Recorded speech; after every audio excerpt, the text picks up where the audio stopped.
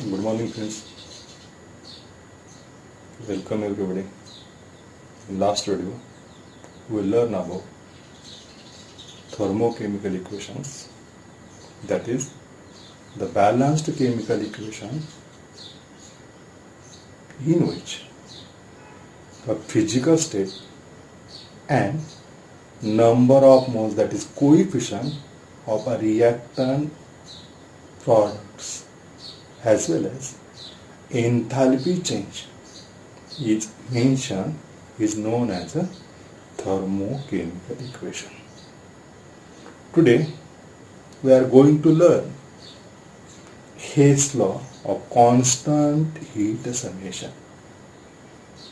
You will know that enthalpy, that is heat of reaction, is a state function which depends only upon initial state and final state of the system. When the reaction takes place either in single steps or in number of steps, the enthalpy of reaction remains same, and hence the law can be stated as overall enthalpy change for a reaction is equal to sum of enthalpy changes of individual steps in the reaction. हे law काय सांगतो बघा, overall enthalpy change for a chemical reaction is equal to sum of enthalpy changes of individual steps in the reaction.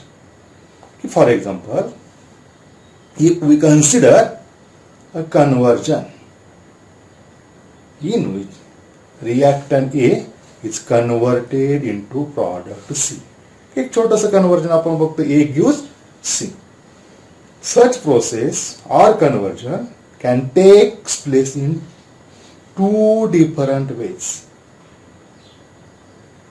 That is, A will directly convert into a C, and enthalpy of process is equal to delta H1. A same conversion A to C takes place in two steps as step number 1, A gives B, enthalpy of reaction delta H0 is equal to delta H2. In second step, B is converted into C, and enthalpy of reaction is equal to delta S3.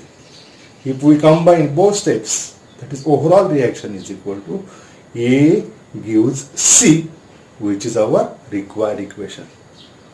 Here, enthalpy of reaction delta H0 is equal to enthalpy of first steps plus enthalpy of second step, that is H2 plus delta S3. That is, according to Hess law, the enthalpy of reaction remains same whether the reaction takes place in single steps or in number of steps.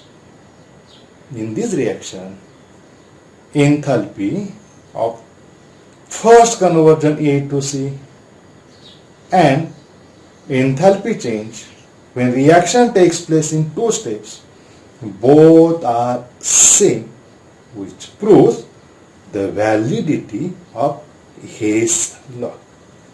आपण एक particular example बघूया. Consider the formation of ammonia from nitrogen and hydrogen. If a process takes place in two steps, the hydrogen combines with a nitrogen to give N2H4. Enthalpy change of reaction is equal to 95.4 kilojoules. That is, a reaction is endothermic in nature. In second step, N2H4 gas again combines with hydrogen and forms two molecules of ammonia enthalpy of reaction is equal to minus 187.6 kilojoules. If we combine both reaction, then overall reaction is like thrice hydrogen gas plus nitrogen gas twice NH3 gas, and enthalpy of reaction is equal to a combination of delta H1, delta H2, that is plus 95.4 minus 187.6, which is equal to minus 92.2 kilojoules. That is the sum of enthalpy changes for step number 1 and step number 2 is equal to enthalpy change for the overall reaction.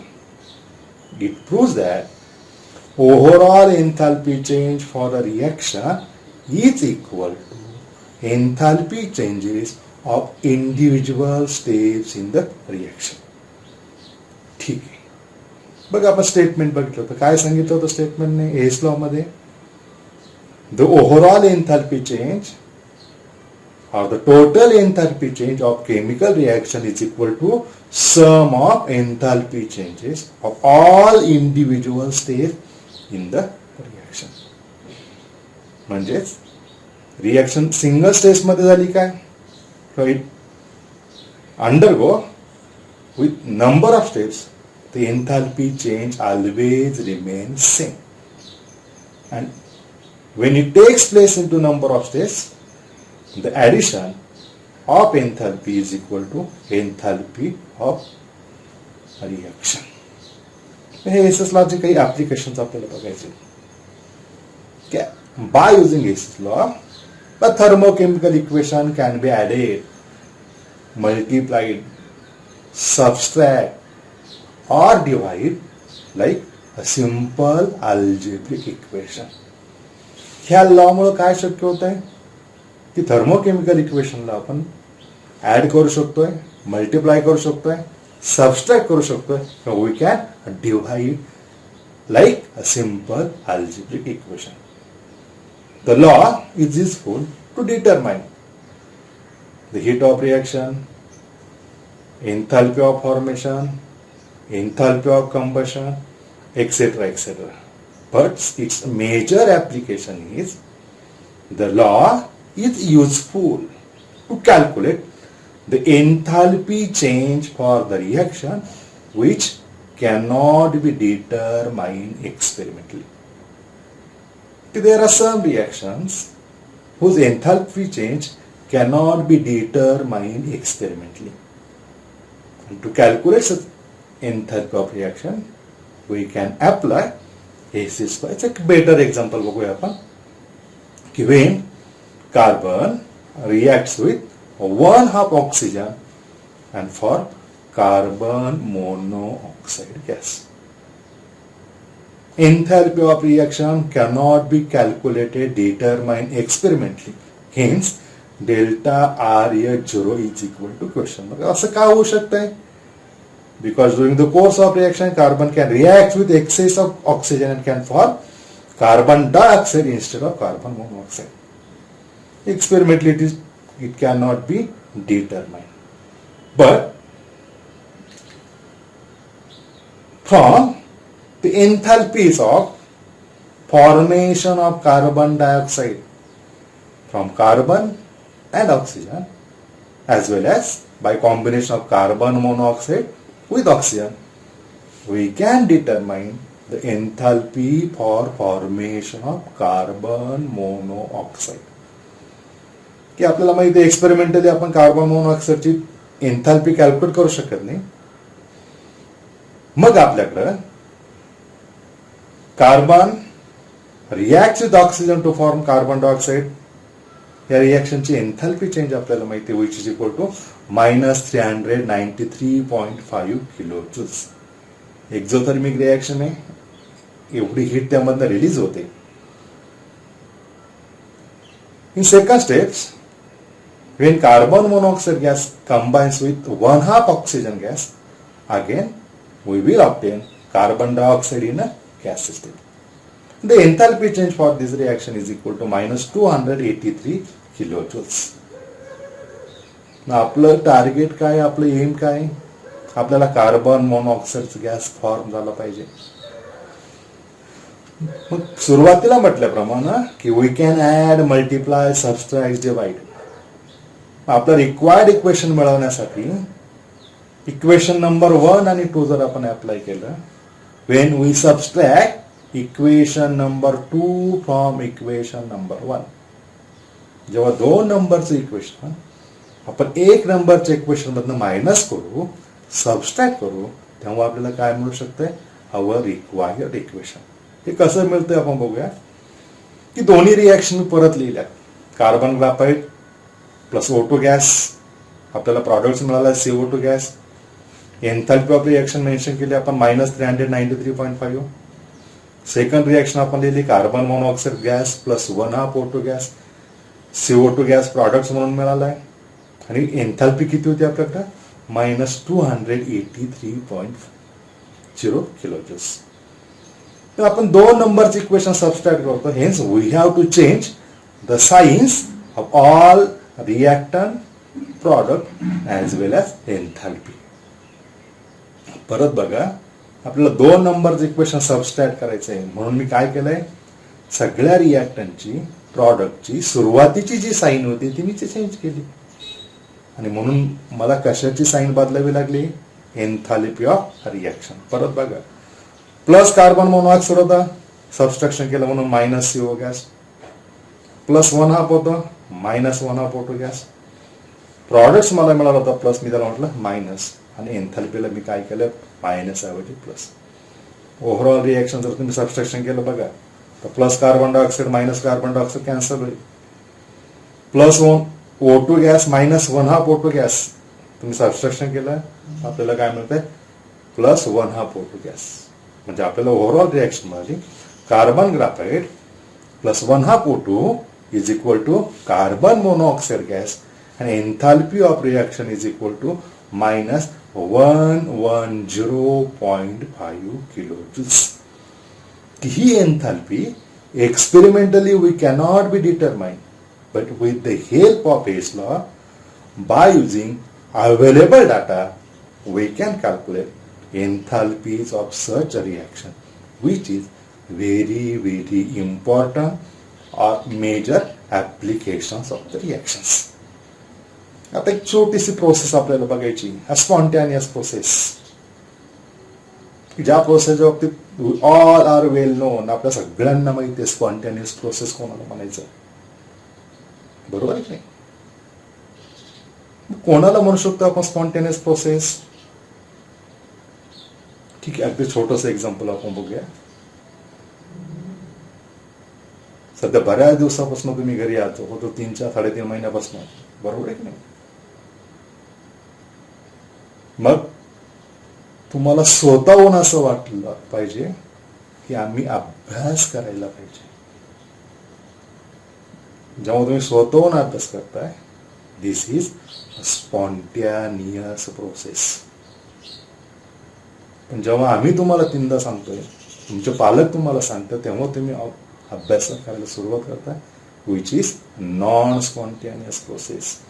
Induced process, तुमच्यावरती force केलाय, लादलं गेलंय. म्हणजेच the spontaneous process are those process which takes place on its own without external influence. The process which takes place on its own without external influence is known as a spontaneous process. बघा स्क्रीनवर तुम्हाला एक छोटीशी diagram दिसते. काय त्या picture मध्ये, फोटोमध्ये, waterfalls. That is a flow of water from higher level to lower level. Water always flows spontaneously from top to bottom, which is example of a spontaneous process. आणखीन काही एक्झाम्पल आपल्याला सांगता येतील. Heat always flows from hot end to cold end. की तुम्ही experiment केलाय lower क्लासमध्ये. Heat कशी फ्लो होते, it always flows from hot end to cold end. आपण एक एक्सपेरिमेंट करतोय, आयट्रेशन करतोय, the reaction between acid and base to give salt and water, which is known as a neutralization process. This neutralization is also spontaneous. This reaction never require external influence. तसे तुम्हाला temperature लागणार नाही, pressure increase करावं लागणार नाही किंवा catalyst वापरावं लागणार नाही. It takes place on its own and hence it is a spontaneous process. A gas always flows from high pressure to low pressure spontaneously. Hence, a flow of gas from higher pressure to lower pressure is also spontaneous process. मग काही महत्वाच्या properties आपल्याला बघायच्या, characteristics of spontaneous process. काय काय spontaneous, मी तुम्हाला अगदी तुमचं छोटंसं एक्झाम्पल दिलं होतं. कोणाला म्हणायचं स्पॉन्टेनियस प्रोसेस? अभ्यास करण्यासाठी सकाळी लवकर उठणं स्वतःहून स्पॉन्टेनियस प्रोसेस. अलाराम लावणं नॉन स्पॉन्टेनियस प्रोसेस. आई वडिलांनी उठवणं नॉन स्पॉन्टेनियस प्रोसेस.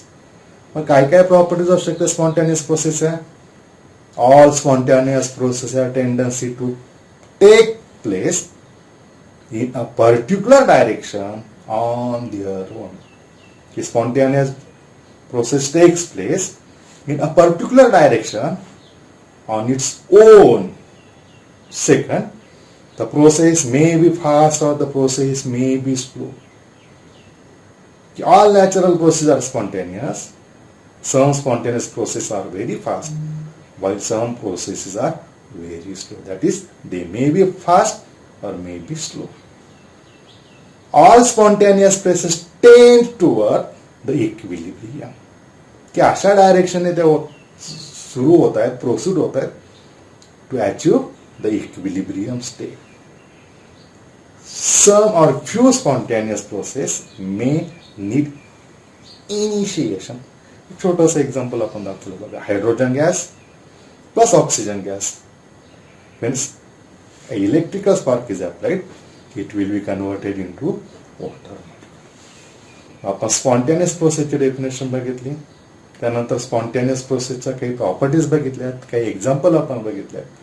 स्क्रीनवरती जे दोन आपण एक्झाम्पल बघितलं होतं त्यापैकी gas flows from higher pressure to lower pressure. बघा एक्झाम्पल मध्ये काय दिसतं तुमचं की पहिल्या कंपार्टमेंटमध्ये गॅस आहे, सेकंड एम्प्टी आहे, बरोबर की. मग naturally from higher pressure to lower pressure gas spontaneous flow होत आहे, म्हणून पहिला एरो दाखवतोय त्याला आपण म्हटलं स्पॉन्टेनियस.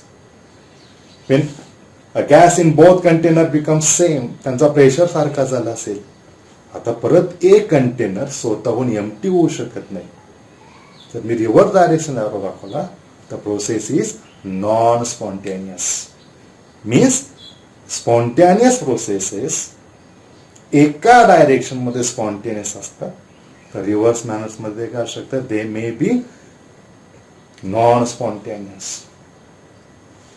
तेच परत सांगतील आपल्याला, the process that are spontaneous in one direction are non-spontaneous in the reverse direction. अगदी सिंपल एक्झाम्पल तुमच्या समोर दिसतंय, छोटीशी डायग्राम दाखवली आपण, फोटो दाखवलाय, काय काय दिसतंय रे तुम्हाला? की in first photograph there is a nail, एक मोठा खिळा आपण दाखवलाय फरचीवरती पडलेला. मॉइस्ट ऍटमॉस्फिअर आहे, आजूबाजूला पाणी, ऍटमॉस्फिअर मध्ये मॉइश्चर आहे. नॅचरली काय होईल आता, ऑक्सिडेशन होईल त्याचं, ज्याला आपण काय म्हणतोय करोजन होतं. त्याच्या सरफेसवरती ऑक्सिडेशन सुरुवात होईल. The process is called as a corrosion. मराठीत तुम्ही त्याला गंजणे असं म्हणता. त्यासाठी काही केलंय का आपण? ना एक्सटर्नल प्रेशर वाढवला, ना टेम्परेचर वाढवलंय. इन अवेलेबल कंडिशन आणि natural condition, in the presence of moist air, rusting or corrosion takes place and it is spontaneous process. Reverse manners me arrow दाखवलाय की खूप गंजला आहे आणि ऑटोमॅटिकली तो क्लीन होईल का? Never possible. म्हणून नॉन स्पॉन्टेनियस प्रोसेस.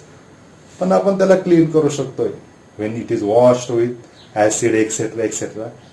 त्याला आपण एक्सटर्नल इन्फ्लुएन्स आपण वापरलाय, म्हणून प्रोसेस कसे असू शकते ते त्याला नॉन स्पॉन्टेनियस. असंच एक एक्झाम्पल आपण सांगू शकतो स्पॉन्टेनियस प्रोसेस आहे. The process are spontaneous at one temperature while it may be non spontaneous it other temperature. अगदी सिंपल डायग्राम दाखवले बघा. 2 बीकर आहे. First beaker containing oil, second beaker containing water. पहिल्यांदा conversion of ice into water. पहिला arrow तुम्ही बघा. When temperature is greater than 0, temperature 0 पेक्षा जास्त असेल तर spontaneously ice melts into the water. Same water Wien temperature is below 0 degree Celsius spontaneous. दोन वेगवेगळ्या टेम्परेचरला प्रोसेस कसं असतं स्पॉन्टेनियस ॲट वन टेम्परेचर व non spontaneous at other temperature. मग काय काय बघितलं आता आपण. हेच law that is enthalpy. Overall enthalpy, total enthalpy of chemical reaction is equal to sum of, addition of enthalpy changes of all process, all steps in given chemical reaction. That is delta H is equal to delta H1 plus delta H2 plus delta H3 plus dot dot dot dot. जेवढ्या step असतील सगळ्या स्टेपच्या एन्थाल्पीची addition म्हणजे total enthalpy. Application आपण बघितले की thermochemical equation can be added, multiplied, subtracted, divided like algebraic equation. The law can be applied to calculate heat of combustion, heat of formation, etc. etc. But its major application is Hayes law is applicable to determine enthalpy of reaction which cannot be determined, calculated experimentally. त्यानंतर second unit आपण बघितला spontaneous process. The process which takes place on its own without external influence. ज्याला आपण म्हणतो spontaneous process. All natural processes are a spontaneous process. मग काही example आपण बघितली. Flow of water from top to bottom, flow of heat from hot end to cold end, gas always flows from higher pressure to lower pressure, neutralisation. These are the some examples of spontaneous process. काही आपण properties बघितल्या. महत्वाच्या property 3 लक्षात ठेवा की spontaneous process takes place in a particular direction with its own. Second, it may be fast or it may be slow. आणि third major property आपल्याला काय सांगते की spontaneous process always tends toward proceed toward the equilibrium states. की अशा पद्धतीनं ती proceed होते की ज्यामध्ये आपल्याला काय मिळू शकतो इक्विलिब्रियम मिळू शकतो. ठीक आहे. 2 कन्सेप्ट आजच्या व्हिडिओमध्ये आपण बघितले. व्हिडिओ नीट बघा, चॅनलला सबस्क्राईब करा आणि पुढच्या व्हिडिओमध्ये या स्पॉन्टेनियस प्रोसेससाठीचे काही क्रायटेरिया आपल्याला बघायचे की कुठल्या प्रोसेस स्पॉन्टेनियस असू शकते, त्यासाठी काय काय क्रायटेरिया असू शकतील हे आपण नेक्स्ट व्हिडिओमध्ये. ओके. काही अडचण असेल तर मला कॉल करून तुम्ही विचारू शकता.